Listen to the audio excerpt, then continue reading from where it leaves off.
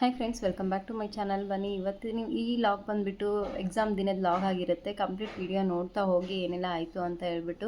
So ಬೆಳಗ್ಗೆ ಇವಾಗ ರೆಡಿಯಾಗಿ ಇನ್ನೇನು ಹೊರಡೋ ಅಂಥ ಟೈಮ್ ಬಂತು. ಇವಾಗ ಹೊರಡ್ತಾ ಇದ್ದೀವಿ. ಬನ್ನಿ ನೋಡ್ತಾ ಹೋಗಿ ಕಂಪ್ಲೀಟಾಗಿ.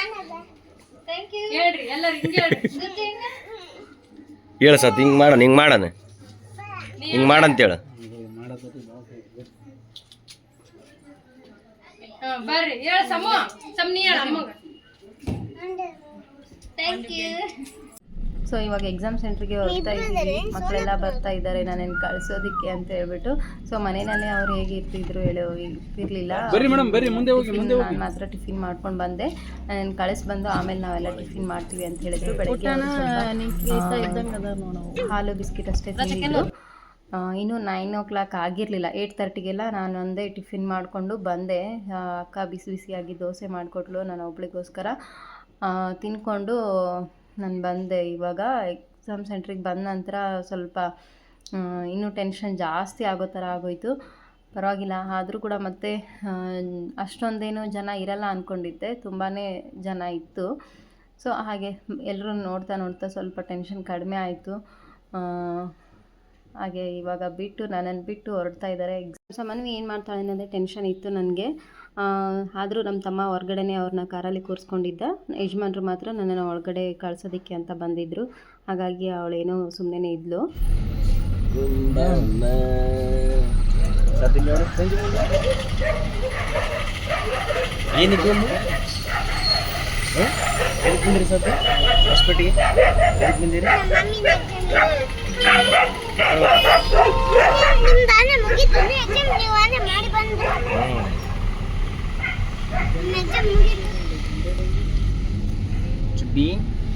ಬಿಡು ಕಡಿಬಾರ್ದದನ್ನ. ಸೊ ನೋಡಿ, ಮಕ್ಕಳೆಲ್ಲ ಹೇಗೆ ಆಟ ಆಡ್ಕೊಳ್ತಾ ಇದ್ದಾರೆ. ಬಂದಿದ್ದಂತ ನನಗಿದೇ ಟೆನ್ಷನ್ ಇತ್ತು. ಮತ್ತು ಅವರು ಏನು ಸಾಮಾನ್ಯ ಏನಂತಾಳೋ ಏನೋ ಅಂತ, ಬೇರೆ ಜಾಗ ಅಲ್ವಾ ಅದರಲ್ಲೂ ಕೂಡ. ಸೊ ಹಾಗಾಗಿ ಆದರೆ ಮಕ್ಕಳು ಎಲ್ಲರೂ ಸೇರಿದ್ದಕ್ಕೆ ಅವಳೇನೋ ಆ ಕಡೆ ನೆನೆಸ್ಕೊಂಡಿಲ್ಲ ನನ್ನ ಬಗ್ಗೆ. ಅಮ್ಮ ಎಲ್ಲಿ ಏನು ಅಂತ ಹೇಳಿ ಕೇಳ್ಕೊಂಡಿಲ್ಲ ಅಷ್ಟೇ. ಎಲ್ಲಿ ಹೋಗಿದ್ದಾಳಮ್ಮ ಅಂತ ಕೇಳಿದರೆ ಎಕ್ಸಾಮ್ಗೆ ಅಂತ ಅಷ್ಟೇ ಹೇಳ್ತಾ ಇದ್ಲಂತೆ. ಆದರೆ ಏನೋ ನೆನೆಸ್ಕೊಂಡು ಅಳೋದು ಎಲ್ಲ ಮಾಡಿಲ್ಲ. ಆಟ ಆಡಿಕೊಂಡು ಎಂಜಾಯ್ ಮಾಡಿಕೊಂಡು ಸುಮ್ಮನೆ ಇದ್ದಾರೆ. ಬಂದಿದ್ದ ನಂತರ ಚೆನ್ನಾಗಿ ಊಟ ಮಾಡಿ ಇವಾಗ ಆಟ ಆಡ್ತಾ ಇದ್ದಾರೆ ಅಂತ ಹೇಳ್ಬಿಟ್ಟು ಅದಕ್ಕೋಸ್ಕರನೇ ಯಜಮಾನ್ರು ವೀಡಿಯೋಸ್ನ ಮಾಡ್ಕೊಂಡಿದ್ರು. ಸೊ ಅದೊಂದು ಭಯ ಕಡಿಮೆ ಆಯಿತು ನನಗೆ. ನೆಕ್ಸ್ಟ್ ಪೇಪರ್ಗೆ ಬಂದಾಗ ನಾನು ಫಸ್ಟ್ ಪೇಪರ್ ಮುಗಿಸ್ಕೊಂಡ ನಂತರ ತಮ್ಮ ಬಂದು ಮತ್ತೆ ನನ್ನ ಪಿಕ್ ಮಾಡ್ದ. ಮತ್ತು ಬಂದು ಆಫ್ಟರ್ನೂನ್ ಪೇಪರ್ 2 ಇತ್ತಲ್ವ, ಪೇಪರ್ 2ಗೆ ಮತ್ತು ಸ್ವಲ್ಪ ಊಟ ಮಾಡಿಕೊಂಡು ಮತ್ತೆ ಹೊರಟೆ ನಾನು. ಸೊ ಹತ್ರದ ಜಾಗ ಏನೂ ಅಲ್ಲ, ತುಂಬ ದೂರನೇ ಇತ್ತು ಕಾಲೇಜು. ಮತ್ತು ತಮ್ಮನೇ ಬಂದು ಪಿಕಪ್ ಮಾಡಿ ಮತ್ತು ಡ್ರಾಪ್ ಮಾಡ್ದ.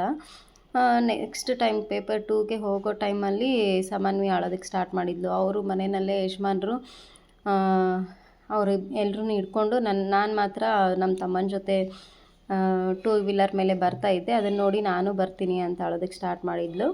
ಮತ್ತು ಯಜಮಾನ್ರು ಇಲ್ಲ ನಾವೆಲ್ಲ ಹೋಗೋಣ, ಕಾರಲ್ಲೇ ಹೋಗೋಣ, ಬೈಕ್ ಮೇಲೆ ಬೇಡ ಅಂಥೇಳಿ ಕಾರಲ್ಲಿ ಕೂರಿಸ್ಕೊಂಡು ಹೇಗೋ ಇದನ್ನು ಮಾಡಿದರು, ಮ್ಯಾನೇಜ್ ಮಾಡಿದರು. ಅಷ್ಟರಲ್ಲಿ ನಾನು ಈ ಕಡೆ ಬಂದೆ ಬೈಕ್ ಮೇಲೆ. ಸೊ ಹಾಗಾಗಿ ಆಮೇಲೆ ಸ್ವಲ್ಪ ಹತ್ತಲು ಅಂತ ಅಂದರು ಅಷ್ಟೇ. ಸ್ವಲ್ಪ ಹತ್ತಿದ ನಂತರ ಮಲಗಿದ್ಲಂತೆ. ಮಲಗಿ ಈಗ ಎಕ್ಸಾಮು ನಂದು ಹತ್ತತ್ರ ಮುಗಿಯಕ್ಕೆ ಬರೋ ಟೈಮು ಆವಾಗ ಎದ್ದರು ಅಂತೆ. ಈವ್ನಿಂಗ್ ಟೈಮ್ ಅಲ್ವಾ, ಆಫ್ಟರ್ನೂನ್ ಸೆಕ್ಷನ್ಗೆ 2 o'clock-ಇಂದ 4:30ವರೆಗೂ ಇತ್ತು ಪೇಪರು. 5 ಎಲ್ಲ ಆಯಿತು ಹತ್ತತ್ರ ನಾನು ಬರೋ ಅಷ್ಟರಲ್ಲಿ. ಆವಾಗ ಈವ್ನಿಂಗ್ ಟೈಮ್ ಸ್ವಲ್ಪ ಅಲ್ಲಿ ಪಾರ್ಕ್ ಇದೆ ಮನೆ ಮುಂದ್ಗಡೆ, ಅಲ್ಲಿ ಆಟ ಆಡೋದಕ್ಕೆ ಕರ್ಕೊಂಡು ಹೋಗಿದ್ರಂತೆ. ಸೊ ಅದೇ ಟೈಮ್ಗೆ ನಂದು ಪೇಪರ್ ಮುಗೀತು. ನಾನು ನಮ್ಮ ತಮ್ಮನ ಜೊತೆ ಮತ್ತೆ ಎಕ್ಸಾಮ್ ಮುಗಿಸ್ಕೊಂಡು ಬಂದೆ. ಮತ್ತು ರಿಟರ್ನ್ ನಾವು ಊರಿಗೆ ಬರಲೇಬೇಕು. ಇವತ್ತು ಸಂಡೇ ಆಗಿರೋದ್ರಿಂದ ಮತ್ತು ಮಂಡೇ ನಮ್ಮ ತಮ್ಮ ಕೂಡ ಡ್ಯೂಟಿಗೆ ಜಾಯ್ನ್ ಆಗಬೇಕು. ಇವನ್ ಯಜಮಾನ್ರಿಗೂ ಕೂಡ ತುಂಬ ವರ್ಕ್ ಇರುತ್ತೆ. ನಾವು ಮತ್ತು ಅಲ್ಲೇ ಇರೋದಕ್ಕಾಗಲ್ಲ, ಬೇಗ ಹೊರಡಬೇಕು ಅನ್ನೋ ಕಾರಣಕ್ಕೆ ಮತ್ತು ತಿರ್ಗಾ ಬರಬೇಕಾಯ್ತು. ಅಲ್ಲಿವರೆಗೂ ಮಕ್ಕಳು ಹೀಗೆ ಟೈಮ್ನ ಸ್ಪೆಂಡ್ ಮಾಡಿದರು.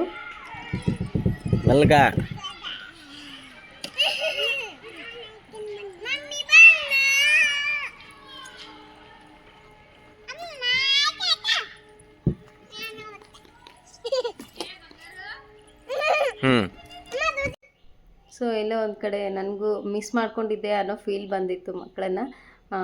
ತಮ್ಮ ಅಲ್ಲಿ ಬರ್ತಾನೆ ನಾನು ಇಳಿತೀನಿ ಮೊದಲು, ಮಕ್ಕಳು ಅಲ್ಲಿದ್ದಾರೆ ತಡಿ ಅಂತ ಹೇಳ್ಬಿಟ್ಟು ಅವ್ರು ಇಳಿದು ನಾನು ಬಂದೆ.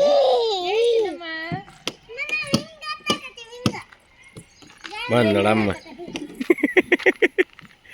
ಹೆಂಗ್ ಬರ್ದ ಮ್ಯಾಕ್ಸಿಮಮ್ ಇವಾಗಿಂದು ಮಸ್ತ್ ಆಯ್ತು, ಬೆಂಕಿ ಚಲೋ ಆಯ್ತು. ಈಗಿಂದ ಅವಾಗ ಮುಂಜಾನೆದು ಟೈಮ್ ಸ್ವಲ್ಪ ಗೊತ್ತಾಗಿಲ್ಲ, ಸಡನ್ನಾಗಿ.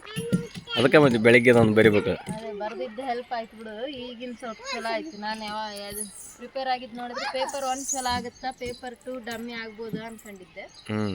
ಈಗ ಪೇಪರ್ 2ನೇ ಚಲೋ ಆಯ್ತು. ಬೇಕಂತ ನಂಗೆ ಬರ್ತಾಳ. ಚಿಟ್ಟೆ ಎಲ್ಲಿತ್ತಮ್ಮ ನಿಂಗ? ದೊಡ್ಡಮ್ಮ ಕೊಟ್ಟಾಳ. ಪಿಜ್ಜಾ ಹಾಕಿದ್ವಿ, ಪಿಜ್ಜಾ ಬಂತು. ನಡ್ರಿ ಹೋಗಂ ಬರ್ರಿ. ಅವನು ಸೊ ಮಕ್ಕಳಿಗೆ ಇನ್ನೂ ಆಟ ಆಡಬೇಕು, ಇನ್ನೂ ಎಂಜಾಯ್ ಮಾಡಬೇಕು ಅನ್ನೋ ಆಸೆ ಇತ್ತು. ಮತ್ತು ಅಲ್ಲೇ ಹಿಂದೆ ತಿರುಗಿ ನೋಡ್ತಾ ಇದ್ರು. ಇನ್ನೂ ಸ್ವಲ್ಪ ಆಟ ಆಡ್ತೀವಿ ಅಂತ. ಊರಿಗೆ ಹೊರಡೋದಕ್ಕೆ ಟೈಮ್ ಬೇರೆ ಆಗುತ್ತೆ. ಮಳೆ ಮೋಡ ಎಲ್ಲ ಬಂದಿತ್ತು. ಮತ್ತು ಮಳೆ ಜೋರಾದರೂ ಕೂಡ ಕಷ್ಟ. ಹೇಗೂ ನಾವು ವೆಹಿಕಲ್ ನಮ್ಮದೇ ಇರೋದ್ರಿಂದ ಏನೋ ಆ ಥರ ಏನೂ ತೊಂದರೆ ಇರಲ್ಲ. ಆದರೂ ಕೂಡ ಸ್ವಲ್ಪ ಡ್ರೈವ್ ಮಾಡೋರಿಗೂ ಕಷ್ಟನೇ. ನಮ್ಮ ತಮ್ಮ ನಾನು ಡ್ರೈವ್ ಮಾಡೋದು, ನೀವೇನು ಆರಾಮಾಗಿ ಕೂತಿರ್ತೀರಿ ಅಂತ ಅವನು ಬೈತಾ ಇರ್ತಾನೆ. ಸೊ ಅದಕ್ಕಾಗಿ ಇಲ್ಲ, ಬೇಗ ಹೊರಟ್ಬಿಡೋಣ, ಬೇಗ ಹೋದರೆ ಬೇಗ ರೆಸ್ಟ್ ಮಾಡೋದಕ್ಕೆ ಬರುತ್ತೆ ಅನ್ನೋ ಕಾರಣಕ್ಕೆ ಬೇಗ ಬಿಡೋಣ ಅಂತ ಅಂದ್ಕೊಂಡು ಈಗ ಹೊರಡ್ತಾ ಇದ್ದೀವಿ ಮನೆಗೆ. ಅದಕ್ಕಾಗಿ ಮೊದಲು ಆಲ್ರೆಡಿ ಎಲ್ಲ ಲಗೇಜ್ ಎಲ್ಲ ರೆಡಿ ಮಾಡೇ ಇಟ್ಟಿತ್ತು.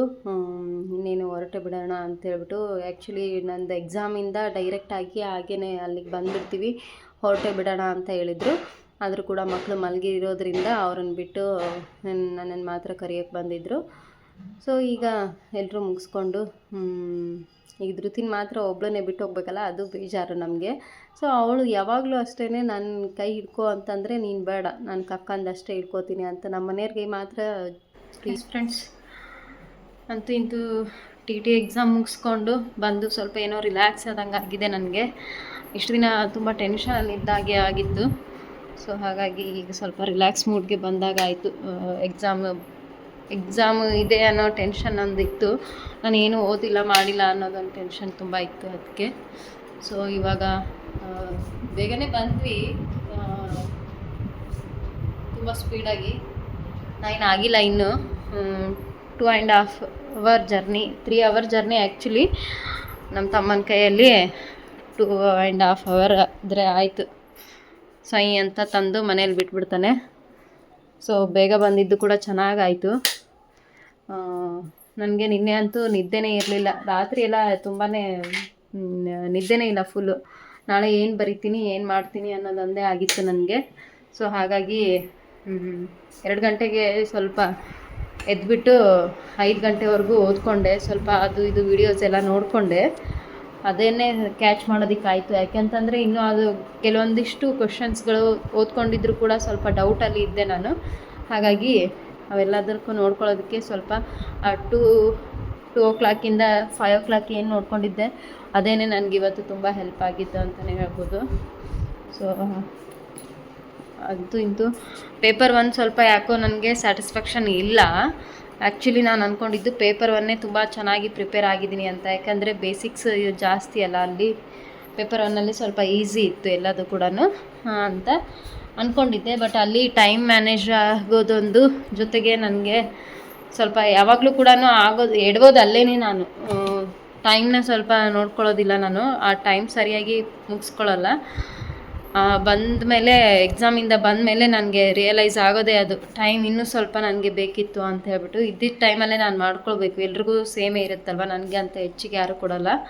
ಸೊ ಮಾಡ್ಕೋಬೇಕಿತ್ತು ಅಂತ ಆಮೇಲೆ ಅನಿಸ್ಬಿಡುತ್ತೆ. ಮನೆಯಲ್ಲಿ ನಮ್ಮಮ್ಮ ಯಾವಾಗಲೂ ಅದನ್ನೇ ಹೇಳ್ತಾಯಿದ್ರು ನನಗೆ, ಯಾವುದಾದ್ರೂ ಎಕ್ಸಾಮ್ ಬರೆಯೋಕ್ಕೆ ಹೋದರೂ ಕೂಡ ಟೈಮ್ ಕಡೆ ಗಮನ ಕೊಡು, ಟೈಮ್ ಸರಿಗೆ ಮುಗಿಸು ಅಂತ. ಸೊ ಅದು ತುಂಬ ರಿಯಲೈಸ್ ಆಗಿದೆ. ಇವತ್ತು ಕೂಡ ಅದೇ ಆಯಿತು ಸೇಮ್ ನನಗೆ.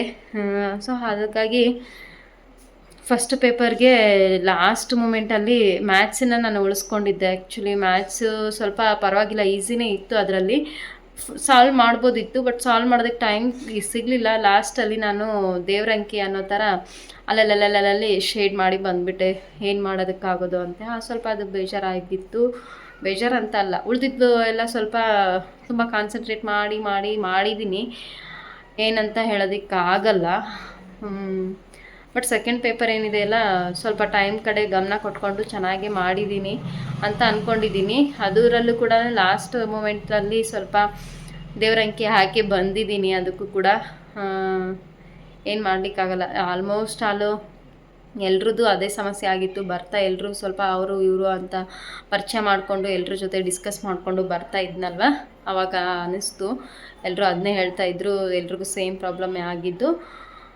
ಪರವಾಗಿಲ್ಲ, ರಿಸಲ್ಟ್ ಬರೋವರೆಗೂ ಕಾಯಬೇಕು. ಜೊತೆಗೆ ಯಾರಾದರೂ ಈಗ ಸಾಲ್ವ್ ಮಾಡಿರೋ ಪೇಪರ್ಸ್ನ ಯಾರಾದರೂ ಕಳಿಸಿದರೆ ಅದರಲ್ಲಿ ನೋಡ್ಕೊಳ್ಬೇಕು. ಇವತ್ತು ಸ್ವಲ್ಪ ಟೆನ್ಷನಲ್ಲಿದ್ದೀನಿ. ಅದೊಂದು ನೋಡ್ಕೊಂಡು ನಂತರ ಏನೇನಾಗುತ್ತೆ ಅಂತ, ಎಷ್ಟಾದರೂ ಬರಲಿ ಏನಾದರೂ ಬರಲಿ, ದೇವರು ಮಾಡಿಸಿದಂಗೆ ಆಗಲಿ ಅಂತ ಸುಮ್ಮನೆ ಆಗಿದ್ದೀನಿ. ಬಟ್ ನನಗೇನು TET ಎಲಿಜಿಬಲ್ ಇರಬೇಕು. ಜೊತೆಗೆ ಸ್ವಲ್ಪ ಅದು ಕೂಡ ನಮಗೆ ಲೈಫಲ್ಲಿ ಒಂದು ಇರಲಿ ಅನ್ನೋ ಕಾರಣಕ್ಕೆ ಯಜಮಾನ್ರು ಇರಲಿ ಪರವಾಗಿಲ್ಲ ನೀನು ಮಾಡು ಅಂತ ಹೇಳ್ಬಿಟ್ಟು ಹಾಕಿದ್ರು ಅಷ್ಟೇ. ನೆಕ್ಸ್ಟು ಕಂಟಿನ್ಯೂ ಮಾಡೋದೋ ಬಿಡೋದೋ ಅದು ಗೊತ್ತಿಲ್ಲ, ನೋಡಬೇಕು ಏನು ಅಂತ. TET ಅಟೆಂಡ್ ಮಾಡೋದ್ರಿಂದನೇ ಸ್ವಲ್ಪ ಎಷ್ಟೋ ನಾಲೆಜ್ ನನಗೆ ಸಿಕ್ಕಾಗಾಯಿತು. ಸುಮ್ಮನೆ ಬ್ಲೈಂಡಾಗಿ ಟ್ಯೂಷನ್ ತೊಗೊಳ್ಳೋದು, ಬ್ಲೈಂಡಾಗಿ ಗೊತ್ತಿರೋ ನಾಲೆಜನ್ನು ಮಾತ್ರ ಅಷ್ಟೇ ಇದು ಮಾಡೋದು ಆಗಿತ್ತು. ಅದ್ರ ಬದಲಾಗಿ ಸ್ವಲ್ಪ ಎಕ್ಸ್ಟ್ರಾ ನಾಲೆಜನ್ನು ಓದ್ಕೊಳ್ಳೋಕ್ಕೆ, ಎಕ್ಸ್ಟ್ರಾ ಒಂದು ಎಕ್ಸ್ಪೀರಿಯೆನ್ಸ್ನ ನಾನು ಇಷ್ಟು ದಿನ ಮಾಡಿದೆ ಅಂತ ಅನಿಸುತ್ತೆ. ಸೊ ಅದೇ ಒಂದು ಸ್ವಲ್ಪ ಖುಷಿ ಇದೆ, ಅದೊಂದು ನನಗೆ ತೃಪ್ತಿ ಇದೆ ಮನಸ್ಸಿಗೆ. ಅದೆಲ್ಲ ಸ್ವಲ್ಪ ನನಗೆ ಅನುಭವಕ್ಕೆ ಬಂತಲ್ವಾ, ಅದಕ್ಕಾಗಿ ನಾನು ಸ್ವಲ್ಪ ನನ್ನ ಟೈಮ್ನ ಸ್ಪೆಂಡ್ ಮಾಡಿದ್ನಲ್ವಾ ಅಂತ ಹೇಳ್ಬಿಟ್ಟು ಸೊ ಅದಕ್ಕೊಂದು ಖುಷಿ ಇದೆ ನನಗೆ. ಆ್ಯಕ್ಚುಲಿ ಮನೆಯಲ್ಲಿ ಎಲ್ಲಾದರೂ ನೋಡಿಕೊಂಡು ಬರೀ ನಮ್ಮ ಇದರಲ್ಲೇ ನಾವು ಇದ್ಬಿಡ್ತೀವಿ. ಅದ್ರ ಬದಲಾಗಿ ಅದರ ಹೊರ್ಗಡೆನೂ ಕೂಡ ಬೇರೆ ಒಂದು ಪ್ರಪಂಚ ಇದೆ ಅನ್ನೋದನ್ನು ಸ್ವಲ್ಪ ನನಗೆ ಎಲ್ಲೋ ಅರಿವು ಮೂಡಿಸ್ತು ಈ TET ಅನ್ನೋದು. ಸೊ ಹಾಗಾಗಿ ಆ ಅನುಭವ ನನಗೆ ಸಿಕ್ತಲ್ಲ, ಅದಕ್ಕೆ ಖುಷಿ ಇದೆ. ನೋಡೋಣ ಏನಾಗುತ್ತೆ, ರಿಸಲ್ಟ್ ಬರೋವರೆಗೂ ಕಾಯೋಣ ಅಂತ ಅಂದ್ಕೊಳ್ತಾ ಇದ್ದೀನಿ. ಅದು ಪಾಸಿಟಿವ್ ಆದರೂ ಆಗಿರಲಿ, ನೆಗೆಟಿವ್ ಆಗಿದ್ದರೂ ಆಗಿರಲಿ, ಪರವಾಗಿಲ್ಲ ಅಂತ ಅಂದ್ಕೊಳ್ತಾ ಇದ್ದೀನಿ. ನೋಡೋಣ. ಸೊ ಇಷ್ಟು ನಂದು TET ಅಂತ ಮುಗಿಸೋದಕ್ಕೆ ಇಲ್ಲಿವರೆಗೂ ಕೂಡ ಇಷ್ಟೆಲ್ಲ ಆಯಿತು ನೋಡಿ. ಸೊ ನೆಕ್ಸ್ಟು ನಾನು ಕಾನ್ಸಂಟ್ರೇಟ್ ಮಾಡಬೇಕಾಗಿರೋದು ಈಗ ನನ್ನ ಮತ್ತು ಯೂಟ್ಯೂಬ್ ಜರ್ನಿ ಕಡೆ ನಾನು ಸ್ವಲ್ಪ ಆದಷ್ಟು ಫೋಕಸ್ ಮಾಡೋಣ ಅಂತ ಅಂದ್ಕೊಳ್ತಾ ಇದ್ದೀನಿ. ಆಫ್ಟರ್ TET ರಿಸಲ್ಟು ನೆಕ್ಸ್ಟ್ ಏನಾದರೂ ಪ್ಲ್ಯಾನ್ ಮಾಡಿದರೆ ನೆಕ್ಸ್ಟ್ ಕಂಟಿನ್ಯೂ ಎಜುಕೇಷನ್ಗೆ ಏನಾದರೂ ಕೊಡೋಣ ಟೈಮ್ನ. ಇಲ್ಲ ಅಂತಂದರೆ ಫಸ್ಟು ಫೋಕಸ್ ಮಾಡಬೇಕಾಗಿರೋದು ನಾನು ಈ ಯೂಟ್ಯೂಬ್ ಕಡೆ ಅಂತ ಅಂದ್ಕೊಳ್ತಾ ಇದ್ದೀನಿ. ನೋಡೋಣ ಏನಾಗುತ್ತೆ ಅಂತ ಹೇಳ್ಬಿಟ್ಟು. ಸೊ ಇವಾಗ ಫುಲ್ ಟಯರ್ಡ್ ಆಗಿದ್ದೀನಿ, ಯಾಕಂದರೆ ನಿನ್ನೆ ಬೇರೆ ನಿದ್ದೆ ಇಲ್ಲ. 2-3 ದಿನದಿಂದನೂ ನಿದ್ದೆ ಇಲ್ಲ, ಎಕ್ಸಾಮ್ ಇದೆ ಅನ್ನೋ ಟೆನ್ಷನ್ಗೆ. ಆ್ಯಂಡ್ ಅದ್ರ ಜೊತೆ ಕೋಲ್ಡು, ಕಾಫು, ಫೀವರು ಬಂದುಬಿಟ್ಟು ಅದು ಒಂದು ಸ್ವಲ್ಪ ನನಗೆ ಏನು ಮಾಡಿಬಿಟ್ಟಿದೆ, ವೀಕ್ನೆಸ್ ಮಾಡಿಬಿಟ್ಟಿದೆ. ಹಾಗಾಗಿ ಇವತ್ತು ನಿನ್ನೆ ಬೇರೆ ಇಲ್ಲಿಂದ ಹೋಗುವಾಗ ಟ್ಯಾಬ್ಲೆಟ್ಸ್ ತೊಗೊಂಡೇ ಹೋಗಿಲ್ಲ ನಾನು, ಮರ್ತೋಗ್ಬಿಟ್ಟಿದ್ದೆ. ಅಲ್ಲಿ ಹೋಗಿದ ನಂತರ ತೊಗೊಳ್ಬೇಕು ಅಂದರೆ ಅಲ್ಲಿ ಕೂಡ ತೊಗೊಳ್ಲಿಕ್ಕೆ ಆಗಲೇ ಇಲ್ಲ. ಹಾಗಾಗಿ ಬೆಳಗ್ಗೆ ಮತ್ತು ಎಕ್ಸಾಮ್ ಆಲ್ಗೆ ಹೋಗೋದಕ್ಕೂ ಮುಂಚೆ ಫಾರ್ಮಸಿಗೆ ಹೋಗಿ ಟ್ಯಾಬ್ಲೆಟ್ ತೊಗೊಂಡು ಆವಾಗ ಹೋಗಿದ್ದೀನಿ. ಅಲ್ಲಿವರೆಗೂ ತಲೆನೋವು, ಸ್ವಲ್ಪ ತಲೆ ಭಾರ, ಕೋಲ್ಡ್ ಫುಲ್ಲು, ಮೂಗು ಕಟ್ಟಿರೋದು, ಕಾಫ್ ಎಲ್ಲ ತುಂಬ ಕಾಫ್ ಬರೋದು, ಈ ಥರ ಎಲ್ಲ ಆಗ್ತಾಯಿತ್ತು. ಅಂಥ ಸಿಚುವೇಷನಲ್ಲಿ ಕೂಡ ಹೋಗಿದ ನಂತರ ಟ್ಯಾಬ್ಲೆಟ್ ಚೆನ್ನಾಗಿತ್ತು, ವರ್ಕ್ ಆಯಿತು. ಆರಾಮಾಗಿ ನಾನು ಎಕ್ಸಾಮ್ನ ಮಾಡಿ ಬಂದೆ ಅಂತಲೇ ಹೇಳ್ಬೋದು. ಚೆನ್ನಾಗಿತ್ತು, ಟ್ಯಾಬ್ಲೆಟ್ ಅಂತಲೇ ಹೇಳಿಕೊಟ್ಟಿದ್ರು, ಚೆನ್ನಾಗಿದೆ ಅಂತ ಹೇಳ್ಬಿಟ್ಟು. ಸೊ ಹಾಗಾಗಿ ಆರಾಮಾದೆ. ಸ್ವಲ್ಪ ಈಗ ಟಯರ್ಡ್ನೆಸ್ ಇದೆ ಅಲ್ಲ, ಅದಕ್ಕೆ. ಸೊ ಅಮ್ಮನ ಮನೆಗೆ, ನಮ್ಮ ತಮ್ಮನ ಅಮ್ಮನ ಮನೆಗೆ ಬಿಟ್ಟು ಯಜಮಾನ್ರು ಅಮ್ಮ ಅಡುಗೆ ಮಾಡಿದಾರಂತೆ. ಬರ್ತಾ ದಾರಿನಲ್ಲಿ ಅದು ಇದು ಅಂತ ಸ್ನ್ಯಾಕ್ಸ್ ಎಲ್ಲ ತಿನ್ಕೊಂಬಂದ್ವಿ. ಸೊ ಬರ್ತಾ ಇಲ್ಲಿ ನಮಗೆ ನಮ್ಮ ಏರಿಯಾ ಕಡೆ ದುರ್ಗಾ ಸ್ವೀಟ್ಸ್ ಅಂತಂದರೆ ತುಂಬ ಚೆನ್ನಾಗಿರುತ್ತೆ. ಅಲ್ಲಿ ಒಂದಿಷ್ಟು ಸ್ನ್ಯಾಕ್ಸು, ಸ್ವೀಟ್ಸು ತೊಗೊಂಡ್ವಿ. ಸೊ ಅದೆಲ್ಲ ಎತ್ತಿಡ್ಬೇಕು. ಇದೆಲ್ಲ ರಸಗುಲ್ಲ ತೊಗೊಂಡೆ, ನನಗೆ ರಸಗುಲ್ಲ ಅಂದರೆ ಇಷ್ಟ. ಸೊ ಇದೆಲ್ಲ ಫುಲ್ಲು ಸಿರಪ್ ಎಲ್ಲ ಎಳಿತಾ ಇದೆ, ಹಾಗಾಗಿ ಮೊದಲು ತೆಗೆದಿಟ್ಕೋಬೇಕು. ಮೊದಲು ಓಪನ್ ಮಾಡಿ ಬಾಕ್ಸಿಗೆ ಹಾಕಿಟ್ಬಿಡ್ತೀನಿ. ಬಾಕ್ಸ್ಗಳು ಎಲ್ಲ ಸಿಗ್ತಾನೆ ಇಲ್ಲ, ಎಲ್ಲೆಲ್ಲಿದ್ದಾವೇನು.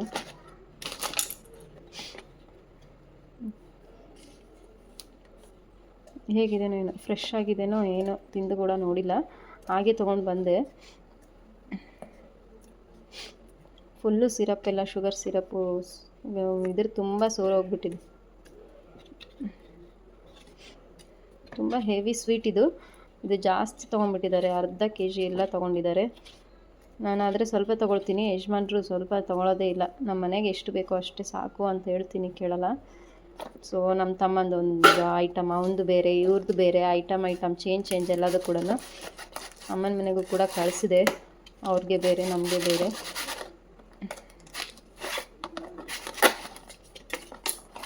ಒಂದು ಬಂದುಬಿಟ್ಟು ಇದು ಜಸ್ಟ್ ಕಲಾಕಾನ್ ಇದೆ, ಕುಂದ ಬೇಡ, ಇದೇನಿದ್ರಲ್ಲ ಇದ್ರೆ ನಡೆಯುತ್ತೆ.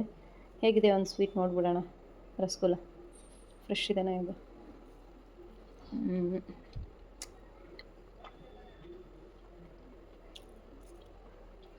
Heavy sweet. ನನಗೆ ಮೊದಲೇ ಸ್ವೀಟ್ ಹಾಕಿ ಬರೋಲ್ಲ,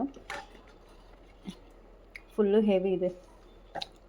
ನನ್ನ ಐಟಮ್ಸ್ ಎಲ್ಲ ಅಂದರೆ ಈ ಥರ ಚಿಪ್ಸು, ಖಾರ ಐಟಮು, ಸ್ನ್ಯಾಕ್ಸ್ ಐಟಮು, ಕುರ್ಕುಲ್ ತಿಂಡಿ ಏನಿದ್ರು ನನಗೆ ಇವೆಲ್ಲ. ಈ ಕೊಡಬೇಳೆ ನನ್ನ ಫೇವ್ರೇಟ್, ಆಲ್ ಟೈಮ್ ಫೇವ್ರೇಟ್ ಇದು. ಸೊ ಇದು ತೊಗೊಂಡು ಬಂದರೆ ಒಂದೊಂದು ಪ್ಯಾಕೆಟೇ ತೊಗೊಂಡ್ಬರೋದು. ಸೊ ನೆಕ್ಸ್ಟು ಮಕ್ಕಳಿಗೆ ಅಂತೇಳ್ಬಿಟ್ಟು ಚಿಕ್ಕಿ, ಶೇಂಗಾ ಚಿಕ್ಕಿ, ಮಕ್ಕಳಿಗೆ ಹೆಲ್ತ್ಗೆ ಒಳ್ಳೆಯದು ಅವ್ರಿಗೆ ಅಂತೇಳ್ಬಿಟ್ಟು ಜಾಸ್ತಿ ಅದನ್ನೇ ತಿನ್ಕೊಳ್ಳೋದು ನಾನು. ನೆಕ್ಸ್ಟು ಶೇವ್, ಇದು ಇಷ್ಟೇ ತೊಗೊಂಡಿರೋದು. ಮಕ್ಕಳಂತೂ ಅವ್ರ ಕಂಡ್ರೆ ಬಿಡಬೇಕಾ, ಅದು ಇದು ಅಂತ ತೊಗೊಂಡಿದ್ದಾರೆ ಅವರು ಕೂಡ.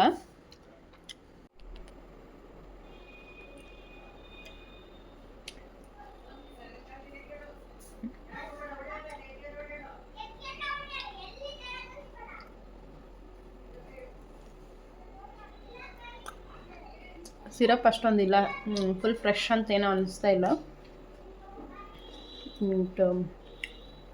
ಶುಗರ್ ಐಟಮ್ ಅಲ್ವಾ, ಫುಲ್ಲು ಸಕ್ಕರೆ.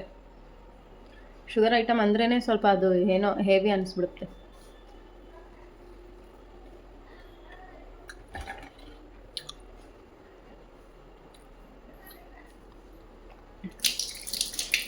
ಇನ್ನು ಮಕ್ಕಳು ಮತ್ತು ಯಜಮಾನ್ರು ಬರೋಷ್ಟರಲ್ಲಿ ಸ್ವಲ್ಪ ಮನೆ ಕ್ಲೀನ್ ಮಾಡ್ಕೊಡ್ತೀನಿ. ಡಸ್ಟು ಫುಲ್ಲು, ಮನೆಯೆಲ್ಲ ಡಸ್ಟು. ಒಂದು ದಿನ ಬಿಟ್ಟೋದ್ರೆ ಫುಲ್ಲು ಡಸ್ಟು ಫಸ್ಟು ಕ್ಲೀನ್ ಮಾಡ್ಕೊಡ್ತೀನಿ ಬರೋಷ್ಟರಲ್ಲಿ.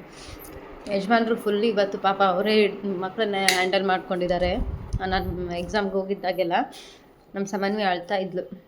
ಸೆಕೆಂಡ್ ಪೇಪರ್ಗೆ ನಾನು ಮಧ್ಯಾಹ್ನ ಬಂದು ಊಟ ಮಾಡ್ಕೊಂಡು ಹೋಗುವಾಗ ನನಗೆ ಅಲ್ಲಿ ಎಕ್ಸಾಮ್ ಬರೆಯೋ ಟೈಮಲ್ಲಿ ಅದೇ ನೆನಪಾಗ್ಬಿಡ್ತು. ಸಡನ್ನಾಗಿ ನನ್ನ ಮಗಳನ್ನ ಬಿಟ್ಟು ಬಂದಲ್ಲ ಅಂತ ಹೇಳ್ಬಿಟ್ಟು. ಅವಳು ಅಳ್ತಿದ್ದಾಳೋ ಏನೋ, ಆಟ ಆಡ್ತಾ ಇದ್ದಾಳೋ ಅಂತೆಲ್ಲ ನೆನಪಾಗ್ತಾಯಿತ್ತು ನನಗೆ. ಆ ಟೈಮಲ್ಲಿ ಸ್ವಲ್ಪ ಈ ಕಡೆ ಒಂದು ಕ್ವಶನ್ ಓದ್ಕೊಳ್ತಾ ಇದ್ದೀನಿ, ಸಡನ್ನಾಗಿ ಅದು ತಲೆಯಲ್ಲಿ ಬಂದುಬಿಡ್ತು. ಏನು ಮಾಡ್ತಿರ್ಬೋದು, ಸಾಮಾನ್ಯ ನಾನು ಬರುವಾಗ ಅಳ್ತಾ ಇದ್ಲಲ್ಲ ಅಂತ ಅನ್ನಿಸ್ತು. ಮತ್ತು ಹೇಗೋ ಅವಳು ಸುಮ್ಮನೆ ಆಗಿರ್ತಾಳೆ, ನಮಗೂ ಕೂಡ ಸ್ವಲ್ಪ ಆ ಟೈಮಲ್ಲಿ ಥರ ಅನಿಸ್ಬಿಡುತ್ತಲ್ವ ಸಡನ್ನಾಗಿ ಮಕ್ಕಳನ್ನ ನೆನಪಾದರೆ. ಅದರಲ್ಲೂ ಕೂಡ ಸ್ವಲ್ಪ ನಾನು ತುಂಬಾ ಹೋಮ್ ಸಿಕ್ ಅಂತಲೇ ಹೇಳ್ಬೋದು. ಎಲ್ಲೇ ಹೋದರೂ ಕೂಡ ಅಷ್ಟೇ, ಸ್ವಲ್ಪ ಮನೆ ಅಂತ ಬಂತು ಅಂತಂದರೆ ಫುಲ್ಲು ಅಟ್ಯಾಚ್ಮೆಂಟ್ ಜಾಸ್ತಿ ನನಗೆ.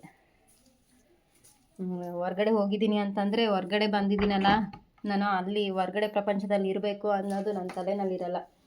ನನ್ನ ತಲೆಯಲ್ಲಿ ನನ್ನ ಫ್ಯಾಮಿಲಿ ಬರೀ ಅದೇ ನೆನಪಿರುತ್ತೆ ನನಗೆ, ಅದೇ ತಲೆಯಲ್ಲಿ ಇದ್ಬಿಡುತ್ತೆ.